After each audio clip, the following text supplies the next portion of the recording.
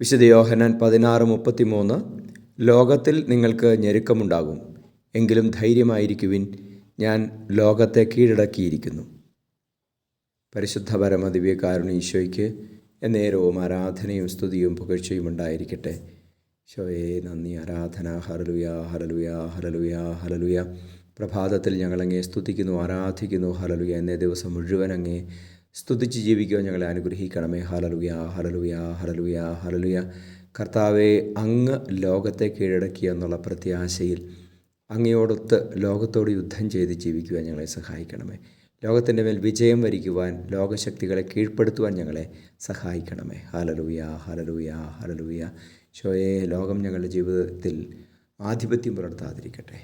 നമ്മുടെ കർത്താവ് ഈശോ മിശിഹായുടെ കൃപയും പിതാവായ ദൈവത്തിൻ്റെ സ്നേഹവും പരിശുദ്ധാത്മാവിൻ്റെ സഹവാസവും നിങ്ങളോടുകൂടി ഉണ്ടായിരിക്കട്ടെ, ഇപ്പോഴും എപ്പോഴും എന്നേക്കും. ആമേൻ.